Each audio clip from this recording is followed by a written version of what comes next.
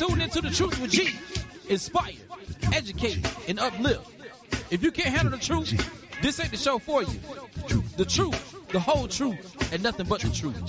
So sit back, relax, and buckle up and enjoy this ride. The Truth with G. The Truth with G. The Truth with G. All right. Welcome back to the show. You are now listening to The Truth with G on WPMM Internet Radio. You know, it's your boy, Gerald Graham. You know me as G. Once again, we are back to talk about the issues that matter to you and your community. Hope all is well with everyone. It is Monday. It is the 4th day of the month of March. We are already into the 3rd month of this year. But I hope you guys had a great weekend. The weather was pretty pleasant over the weekend.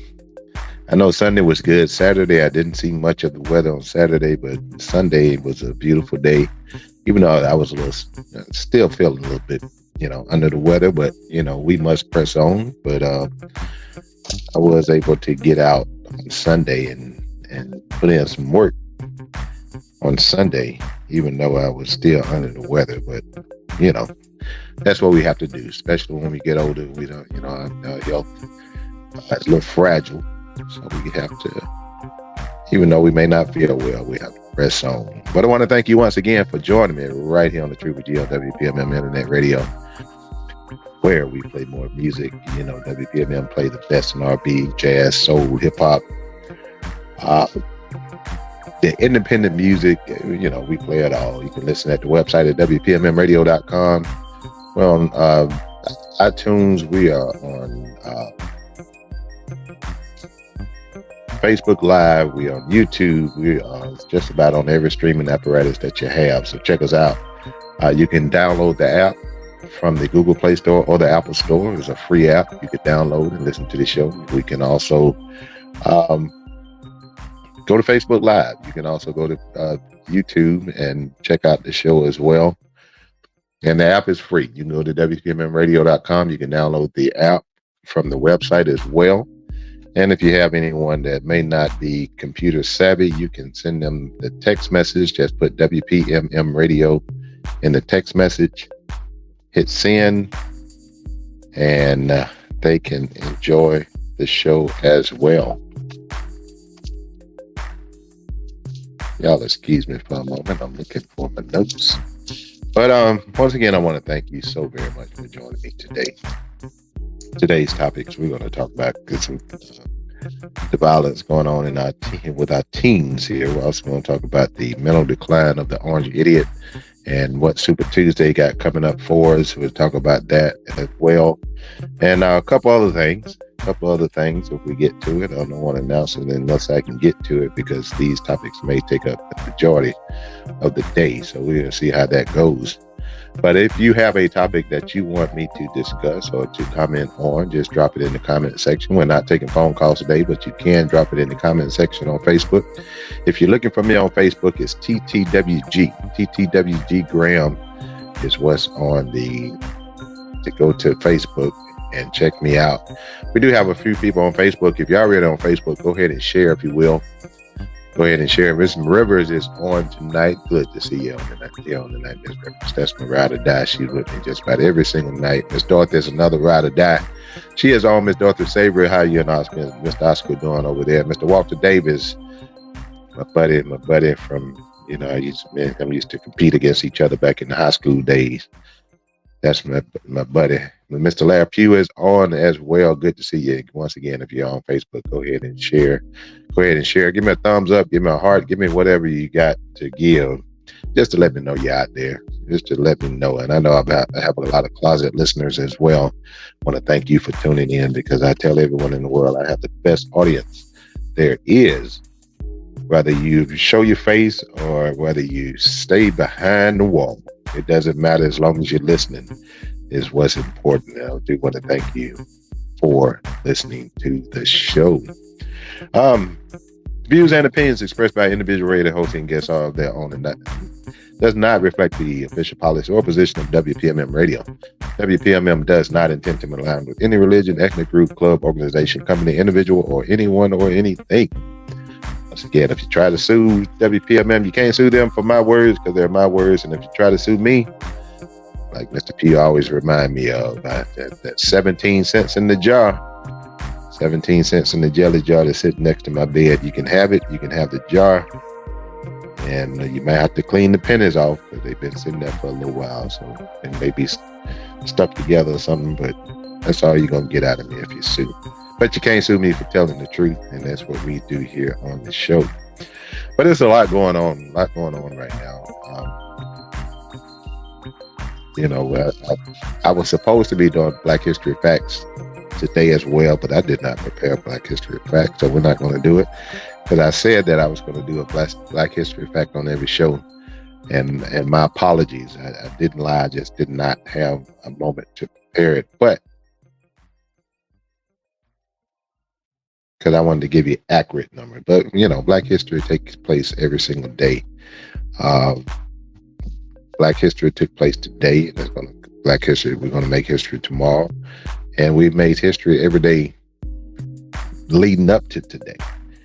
And some of the most historical things that we got going on right now is that, as far as history goes, we have we had our first Black president in Barack Obama,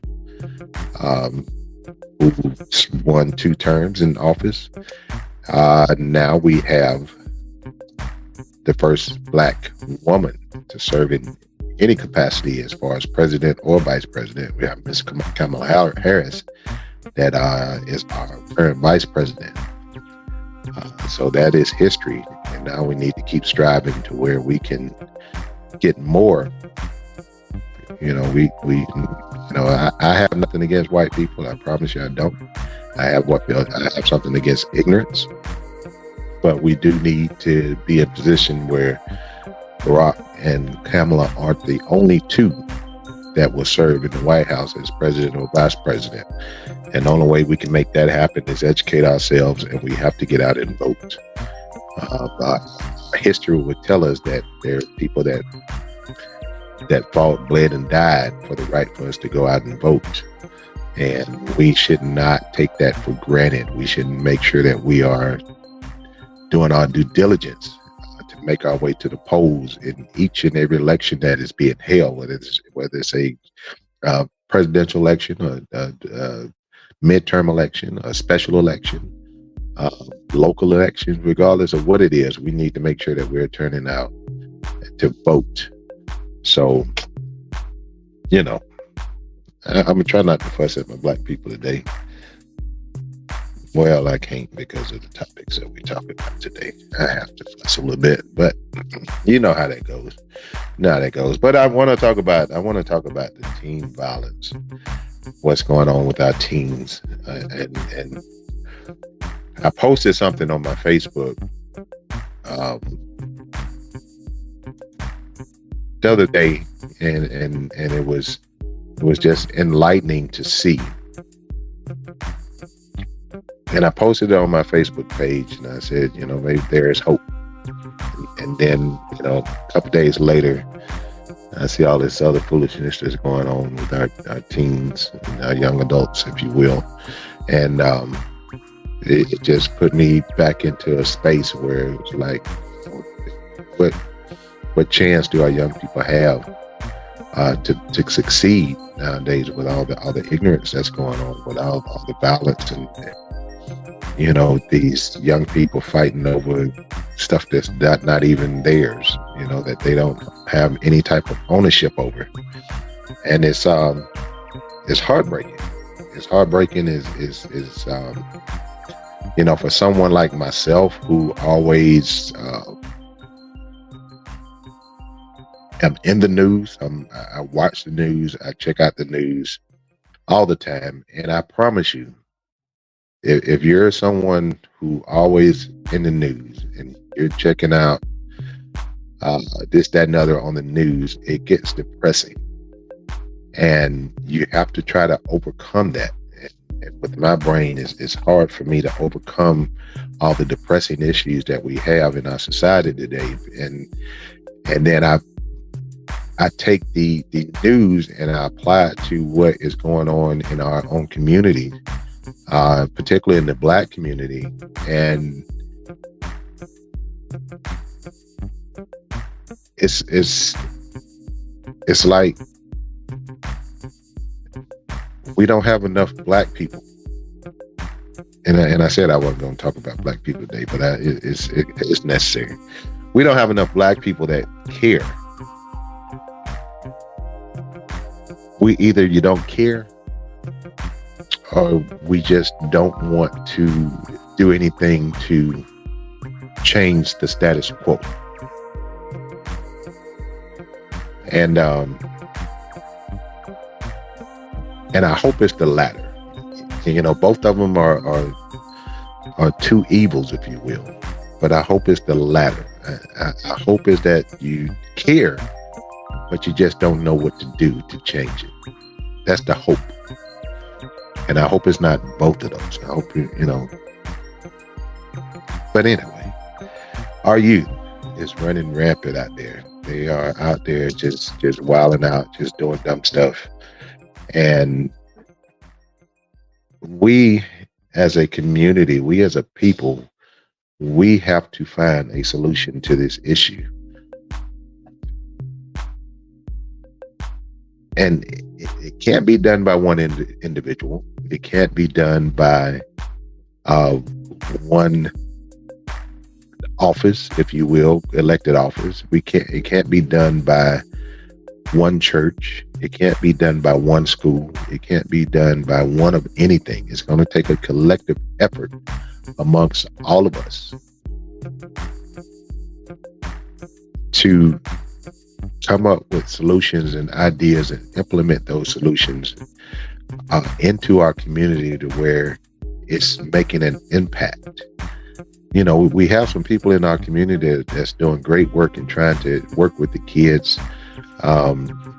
You know, off the top of my head, and you know, in Pensacola, got Reverend Powell over there with Truth for Youth. He's been working with kids and for kids for a long time. You have Mr. Leroy Williams with Carl, who has been trying to bring, you know, performing arts to our youth and that aspects and different things that he does for the community. You know, we have others in our community that's trying to focus on the kids, but we don't have enough. We don't have enough. We don't have enough churches that are opening their doors and allowing the kids to come in and be kids. Understand structure, but the church should be a refuge. And I promise I don't want to get on churches, because I can stay on churches all day long. But our churches should be a refuge.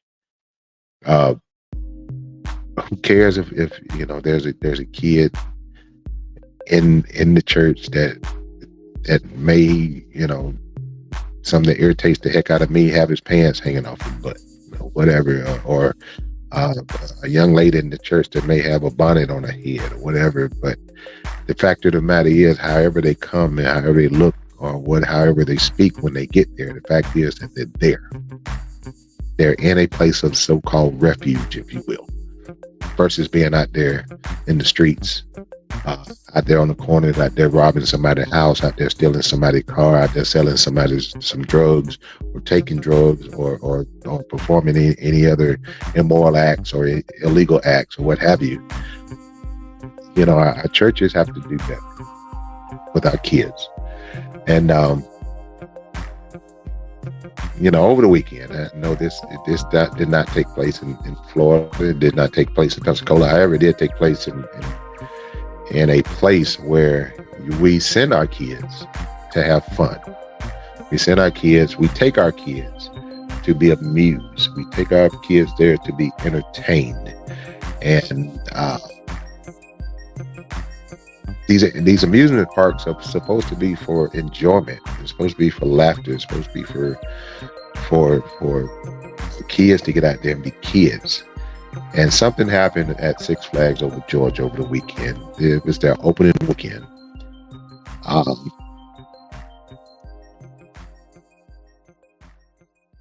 And I do apologize. We do have a comment on here. Mr. Larapue says some of our parents have failed in parenting their child. That is 100% correct. We have a lot of parents that fail. But at the same time, every time that anyone put the focus on a parent in regards to what the parent did not or didn't do, I always defend the good parents. Now, if you out there one of them parents that, and you wilding out the same way your child wilding out, whatever, then you're culpable in their demise because you didn't do anything to prevent it. However, we have situations, and we have a lot of situations.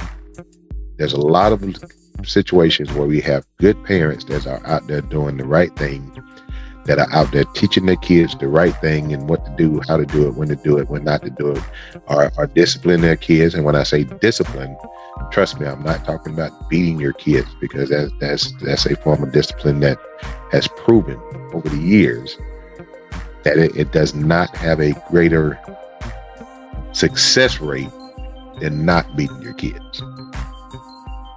And I know I have a lot of pushback on me saying that, but beating your kids does not resolve the issue or solve the issue in these kids, whether they're the kids now or the kids back in the day.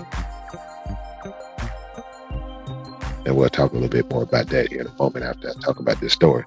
But, when I say discipline your kids, I mean, just make sure they are being held accountable. Make sure that you are being a parent and not a friend. Make sure that you there are consequences to bad actions and reactions, if you will, and raising your child the right way. And we have a lot of parents that are out there that's raising their kids the right way. They're teaching them the right thing. They're teaching them responsibility. They're teaching them respect. They're teaching them, how have a good work ethic, and so on and so forth. They're teaching them all these things as they come up.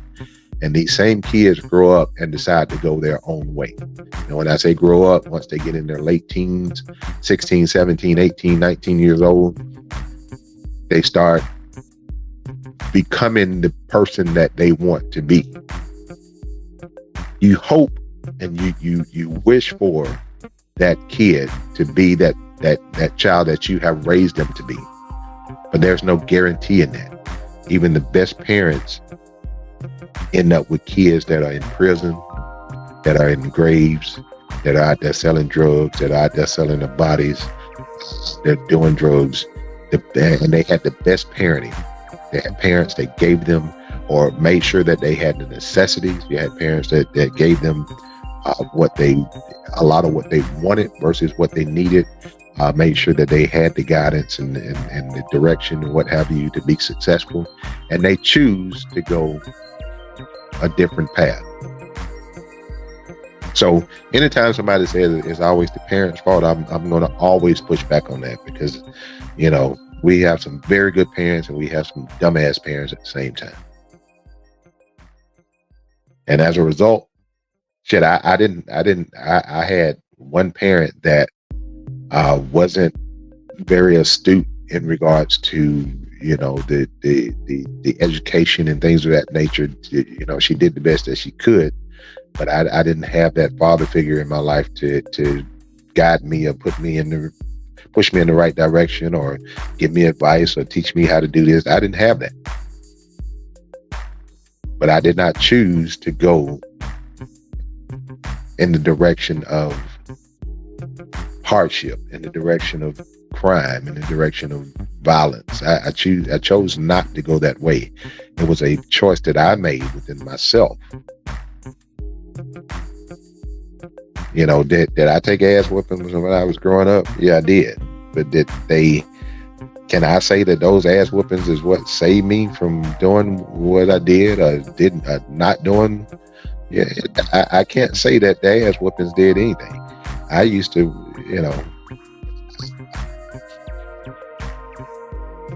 even though I may have taken an ass whooping, that did not deter me from doing what I wanted to do. There's a lot of things I wasn't supposed to be doing. It didn't verge on the point of being illegal, if you will. I tried to stay away from the illegal stuff, but I was doing things that could have resulted in an ass whooping, but I was just determined not to get caught. I always drew the line on the legalities of things.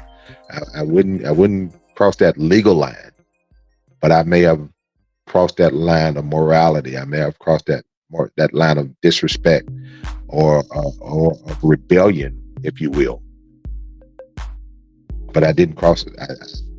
I can say that I did not cross the line of criminality. So I did some things where I knew that I was going to get towed out the frame for it if I got caught. Some of it I got caught, some of it I didn't. But it wasn't a deterrent, if you will. Because if you think about it, for everybody, and I'm gonna put this on your mind.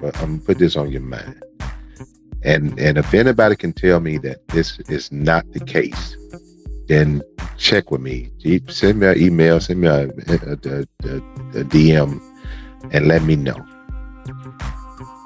For anybody that has kids, answer this question and be honest with yourself. Because I know some people gonna give me some pushback in regards to whipping, beating, whatever you want to call it. We took beatings back in the day. Have you ever? This is a question for the parents that have whooped, beat, used physical punishment to deal with their child. Have you ever spanked your child for the same thing more than one time?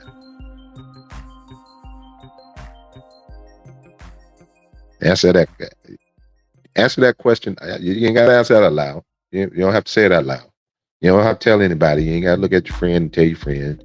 Answer it within yourself. Have you chastised your kids physically for the same thing more than one time? In other words, if you tell your child, I'm just going to throw out an example. If you tell your child, okay, if I find out that your teacher sent me a note and said you acting up in class and I whooped your behind. Have you found out that your child acted up again in that class or a different class? If you told your child to clean their room and they didn't clean the room and you whooped their behind, is that the only time that you told your child to clean your room and they didn't do it? And they got a whooping again? And I'm saying that to say this. If a butt whipping was a deterrent, they wouldn't do the same thing twice. They wouldn't do the same thing twice. Just like prison, just like jail. I'm sure it's a terrible place to be. I've never been, but I'm sure it's a terrible place to be. But if it was a deterrent, why is the recidivism rate so high? Why are people returning so many times? Why are the ones that's being arrested are being rearrested multiple times? That family member that you have that been to jail, pull up their rap sheet. See how many times they've been arrested.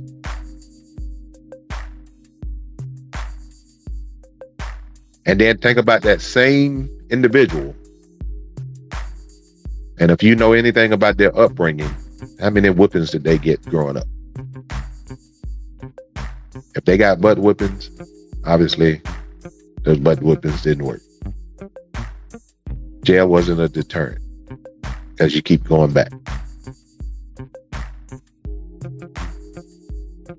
But anyway, be honest with yourself. You be honest with yourself, you'll kind of see where I'm going with this. I'm not going to sit here and tell you that I've never laid my hands on my child, because I would be telling you a straight lie. But I can tell you this: it's been very, very few and far between that I've had to do that. Was I right in doing it? I don't know. I may not have been.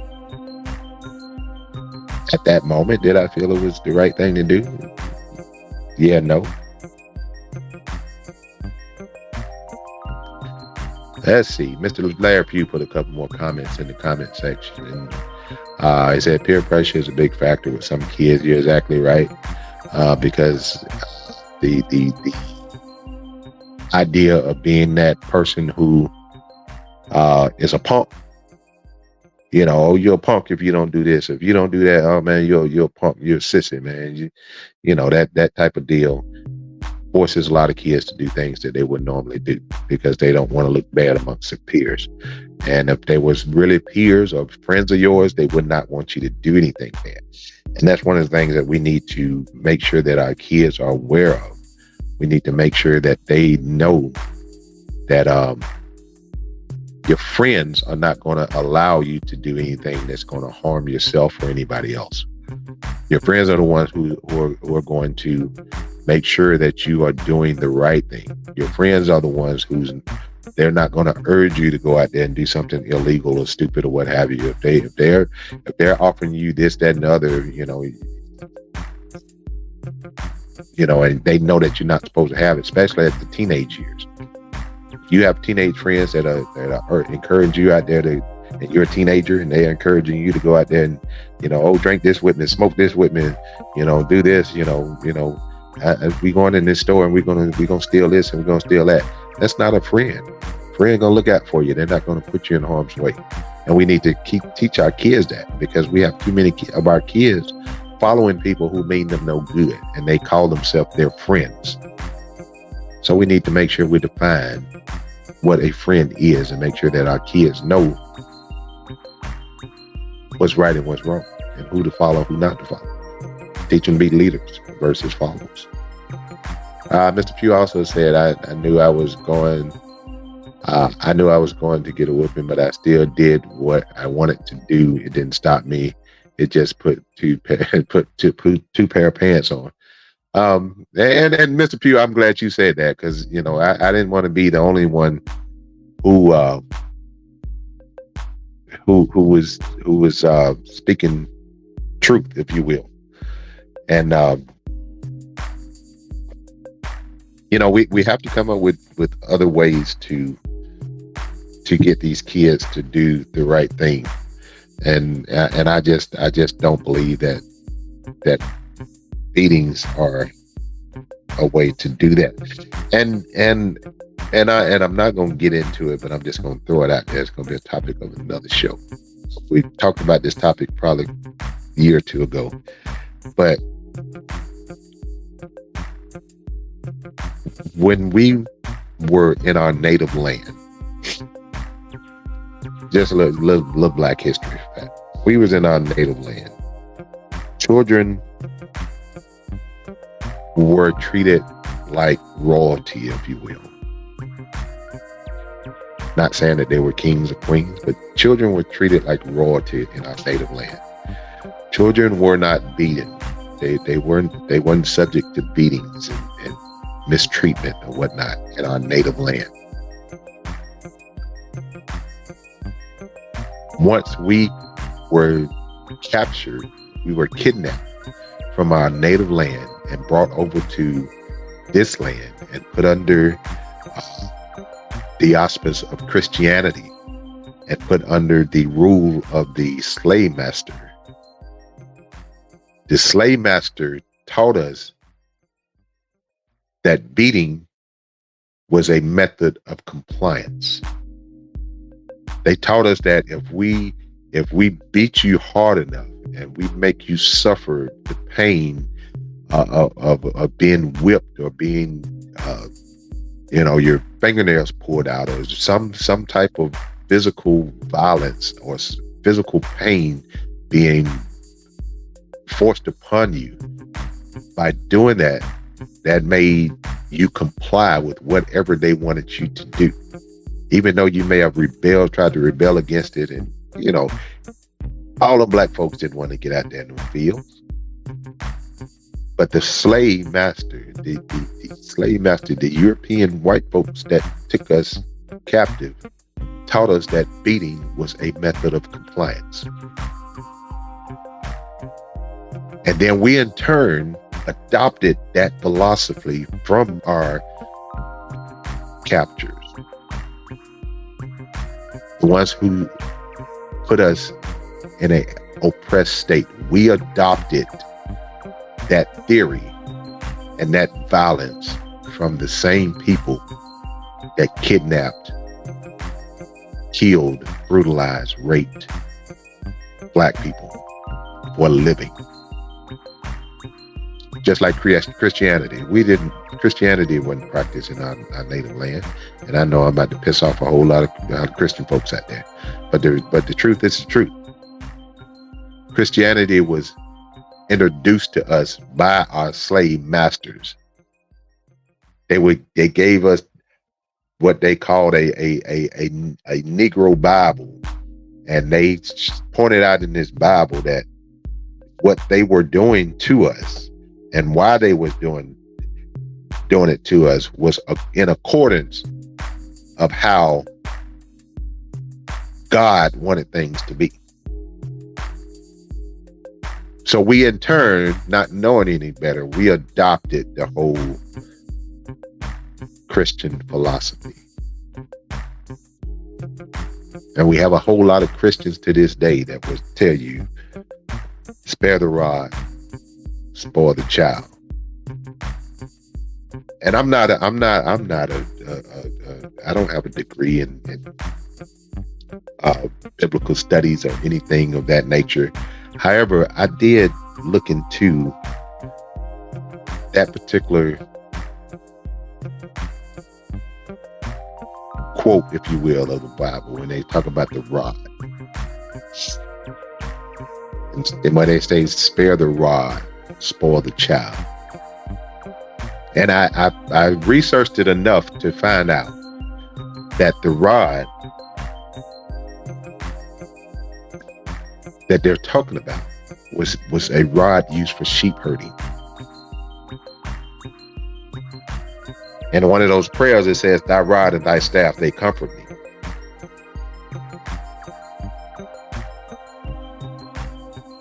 The rod wasn't,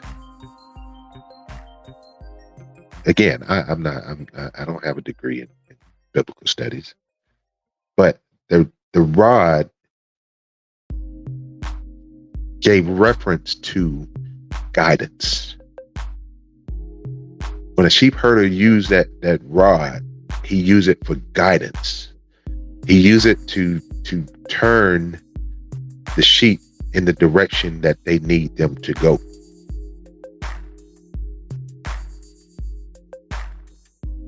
It said nothing about having to beat these sheep into submission.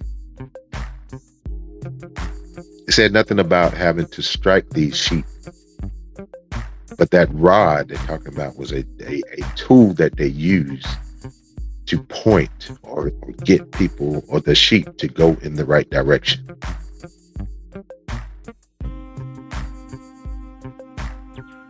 So, and I know there's a place in the Bible, and I can't quote scriptures and things of that nature. Again, I'm not a theology major or anything, but I know there's a quote in there somewhere that does use the word strike at some point.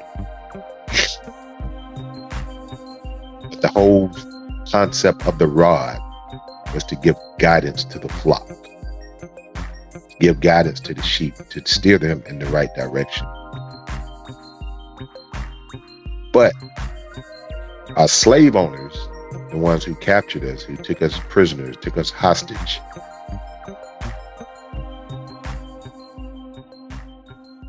they are the ones who put this in our brain that of this young black man, this young buck who had a wife and who had a child, to where if that man, in order to gain dominance over that man,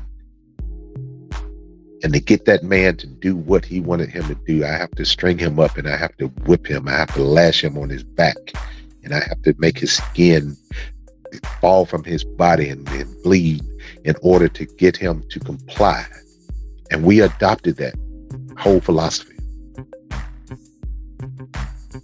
And we continue to beat our kids for 400 years. Because the white slave owners, the ones who abducted us, taught us that.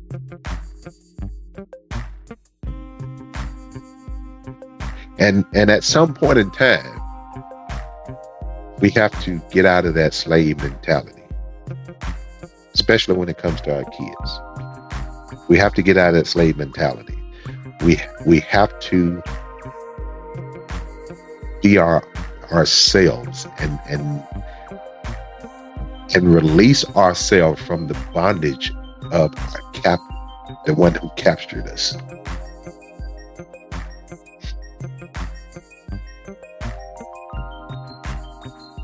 There was no Christian Bible in our native land.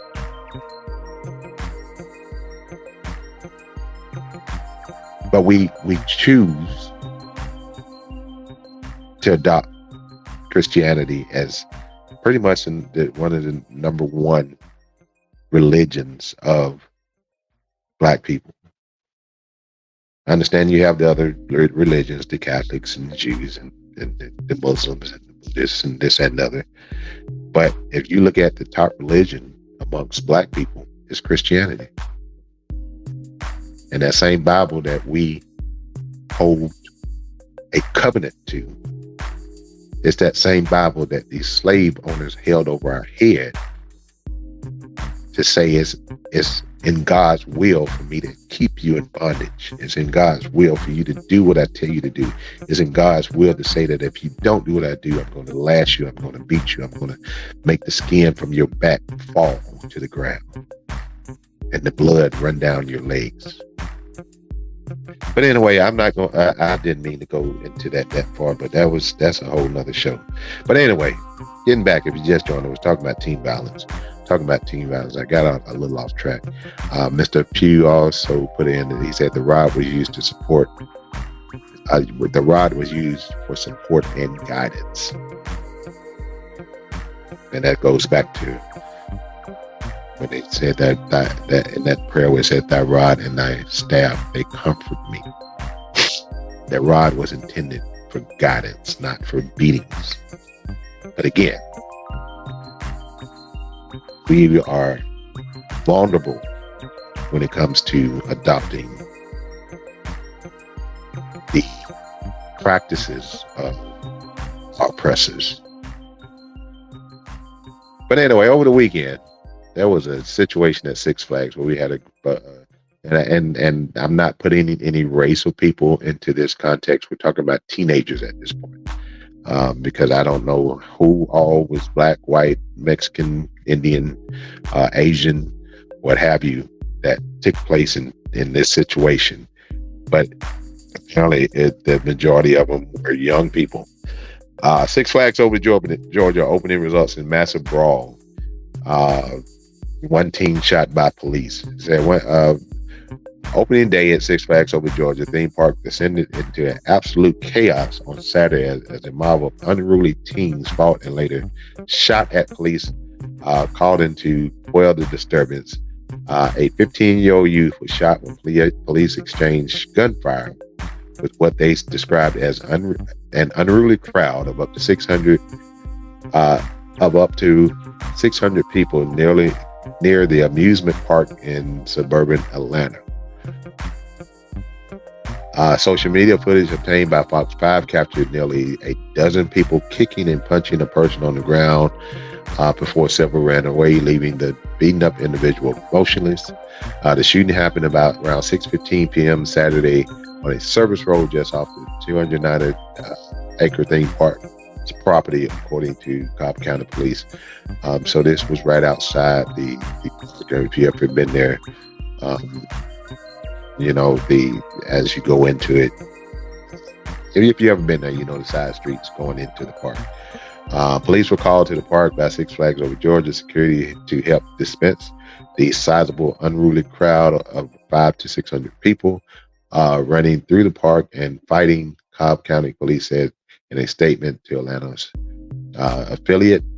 The arriving reinforcements were confronted by a large crowd leaving the park.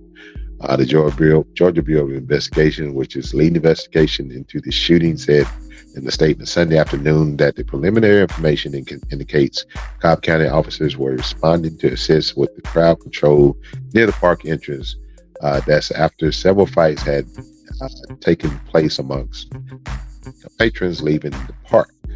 At some point, multiple people began shooting, hitting an unoccupied police vehicle. According to the statement, officers identified where the shots were coming from. They ran after people who ran into the woods during the incident. One cop fired his weapon. The wounded teenager was taken to Grady Hospital in Atlanta, where he was in critical condition on Sunday. The teenager's name was not released.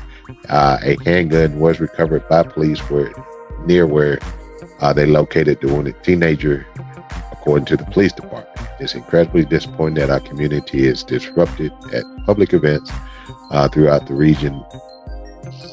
Groups of underage youth, just like in other venues in the area, we are committed to keeping this type of trouble outside our parks and off our property of Six Flags Georgia. So that's you know, that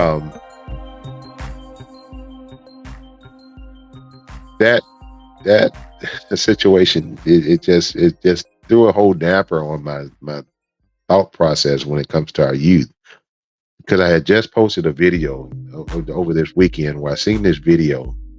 It's a rap video of kids,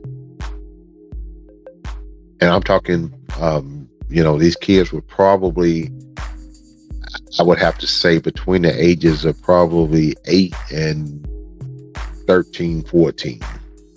Now, I don't even think they were that old. I would say probably between 8 and 12. And I was so delighted to see this video. I'm not delighted to see many rap videos with kids nowadays, especially after what I've seen in the past. Going back to this 9-year-old kid that was rapping about women and drugs and guns. But anyway, this particular video, these kids were actually rapping about doing their homework. They was rapping about being on the honor roll. And it wasn't just one kid. It was multiple kids in this video that were on this particular track rapping. And it actually put a smile on my face to hear these young kids rapping about doing their homework and being on honor. There was no mention of any drugs, any sex, any killings, any guns, or anything in this particular rap. And it was actually a nice rap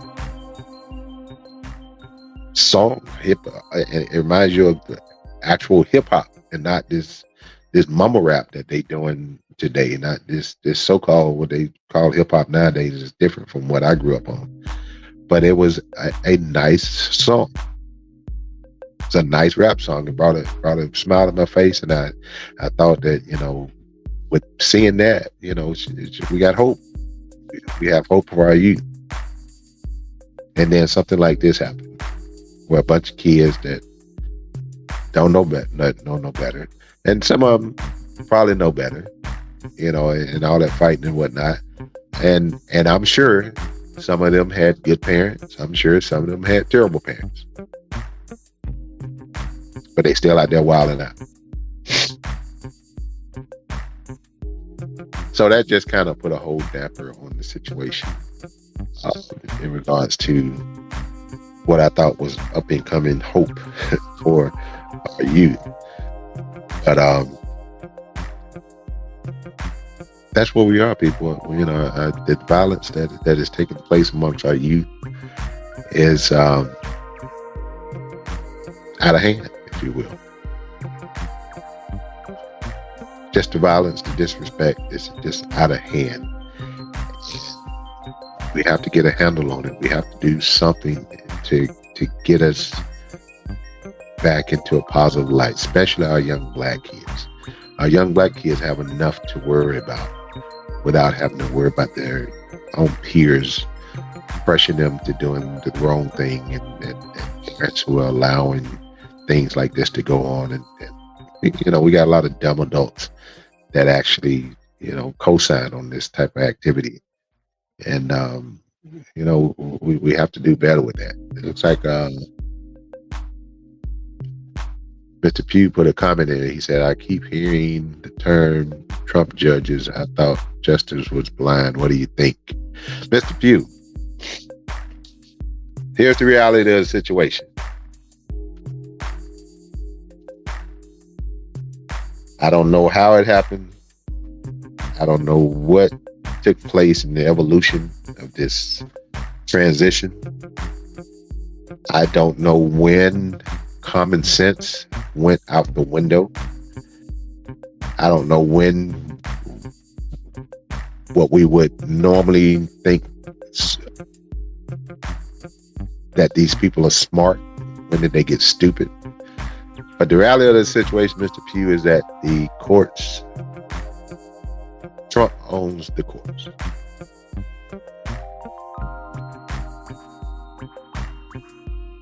And he owns the courts because, I'm going to put it back on black people. Because in the 2016 election,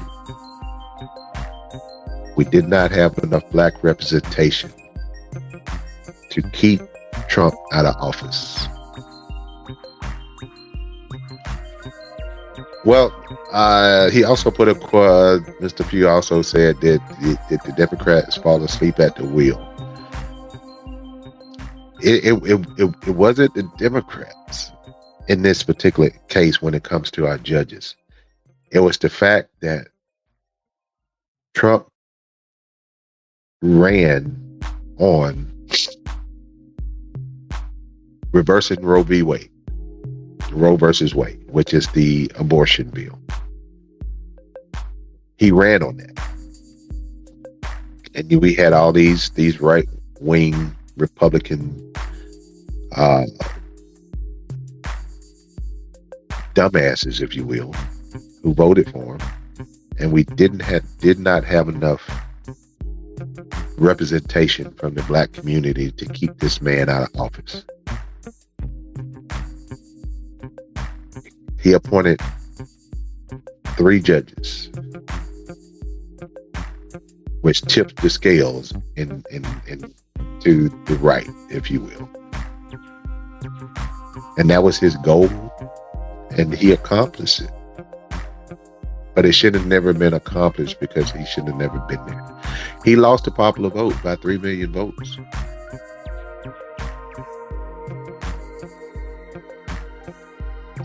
It said Obama tried to put a judge in, but the Republicans blocked it. Yes, he did.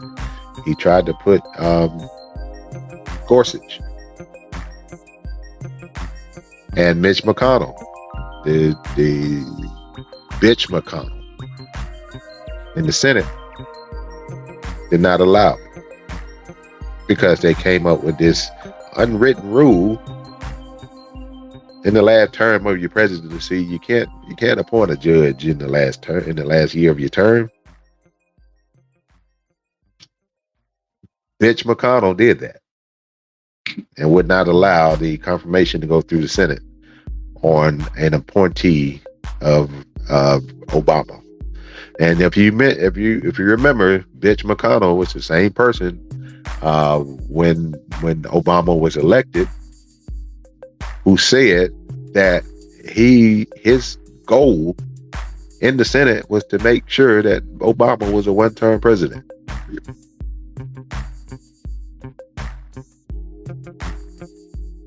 So even though bitch McConnell made the effort to keep Barack Obama as a one-term president, bitch McConnell said, no, you can't appoint a judge in the last year of your term. He turned around and allowed that to happen, allowed the confirmations to go through when the orange idiot was upon these judges. And that's the hypocrisy and the double standard, if you will, of the Republican Party. They will say something totally against the Democratic Party and then do the same thing on their side. And if you go, even the Affordable Health Care Act, let's take a look at the Affordable Health Care Act. The Affordable Health Care Act was something that Obama pushed hard to where people who could not afford insurance can get insurance. The Republicans were completely against it. You know why they was completely against it? Because one, Obama, a Democratic president, was pushing for it. Two, Obama was a black man. But the whole Affordable Health Care Act was introduced by Republicans. But because Barack Obama, a black man, picked it up and said, okay, let's do this. Let's get these people, these uninsured people, insured through the government.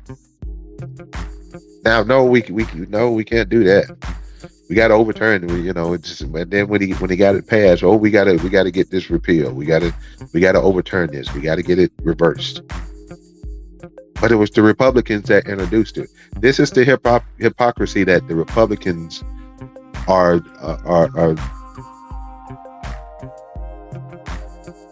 given to people who should have better common sense.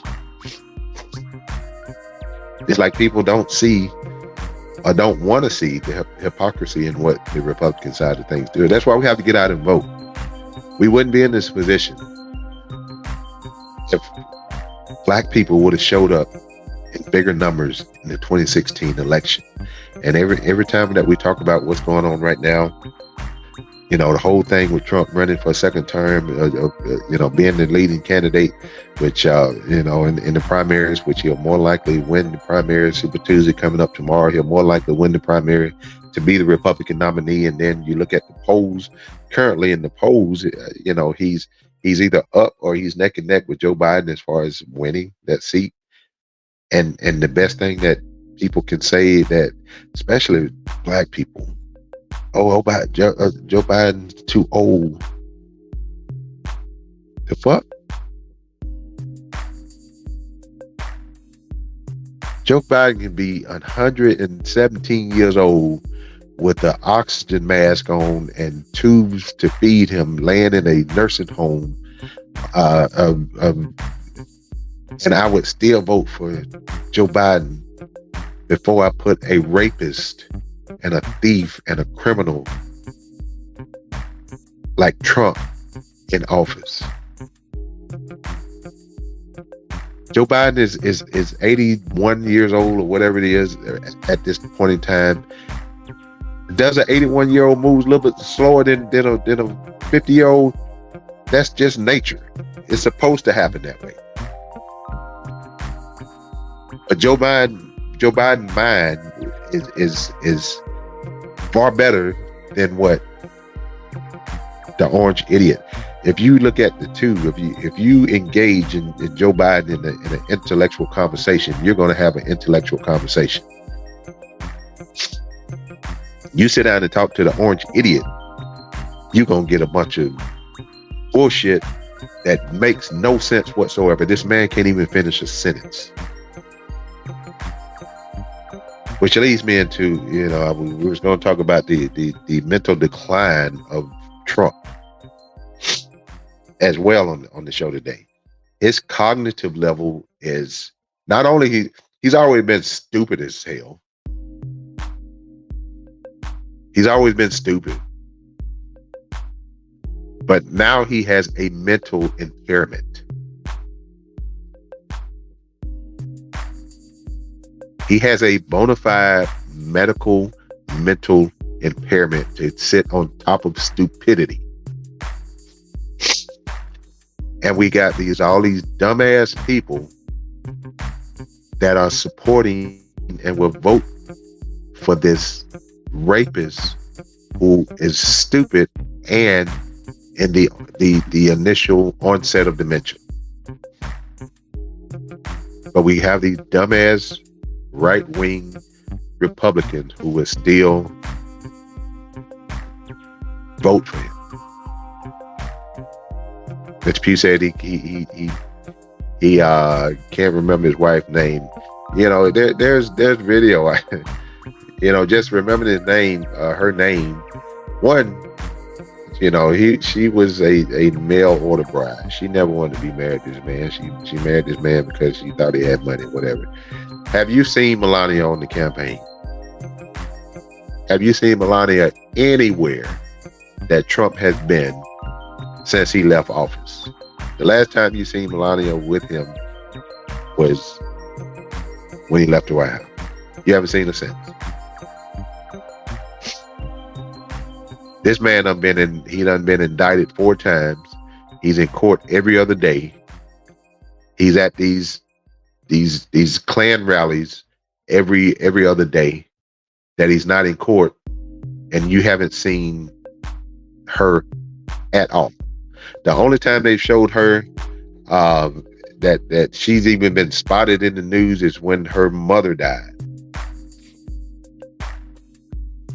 and they caught her on the way to the funeral for her mother, and she got in a vehicle, and this orange idiot tried to get in the vehicle with her, and she told him, "You ain't getting in this vehicle." And that his dumb ass turned around and walked and got in another vehicle.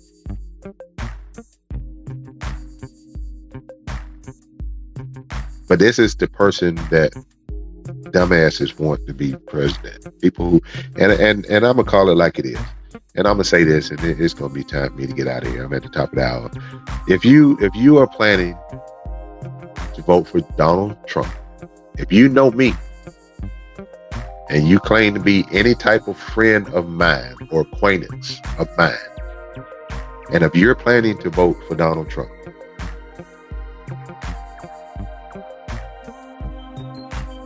cross me off your list.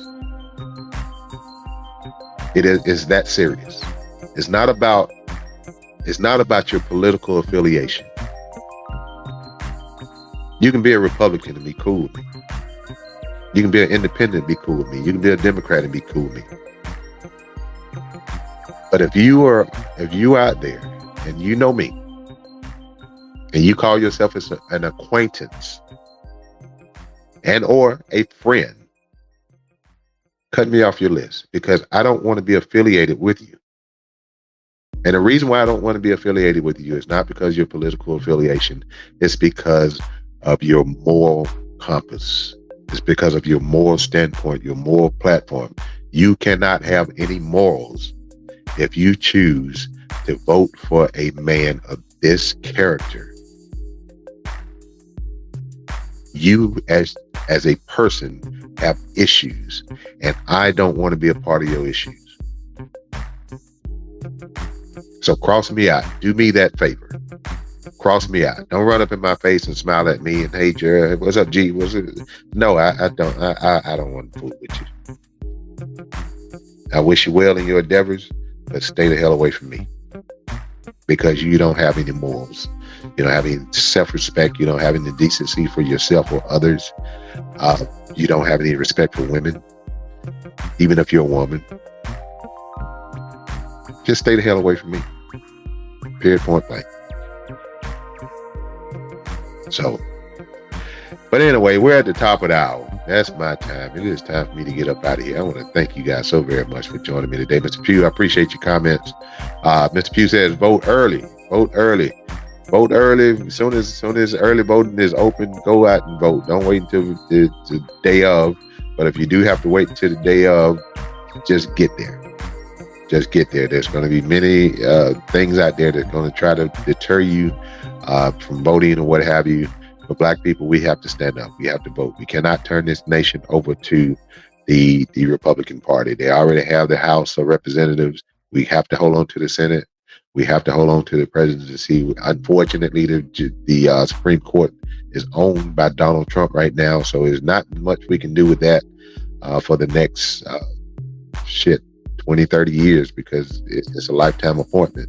And right now we have a bunch of idiots sit there and 6-3, 6 Republicans, 3 Democrats. So the rulings are going to come in their favor. Right now we have a case going before the courts of the orange idiot in regards to the attempt to steal the election. And we have Clarence Thomas that sits on the Supreme Court, who his wife played an active role in the insurrection. She played an active role in trying to steal the election. And they are allowing him to sit on the bench and not recuse himself in cases that deal with the insurrection, when his wife should be a defendant. So go figure on that one. But anyway, thank you so very, very much for joining me on Thursday show. You know how Thursdays are for me. I will try my best to be on Thursdays at 6 o'clock. If I'm not on Thursday, I'll be back on Monday. But stay tuned to my Facebook page. I'll be posting information as to when I will be on. So stay tuned for that. But once again, thank you so very much for joining me. But as far as teen violence, we got to come up with something to do with our young teenagers to get them back on track and get them back to where they need to be, because they are headed in the wrong direction. And Tyrod and Knight's staff needs to direct them into the path of righteousness. But until Thursday, you guys be safe. Y'all be blessed. And I'm out of here.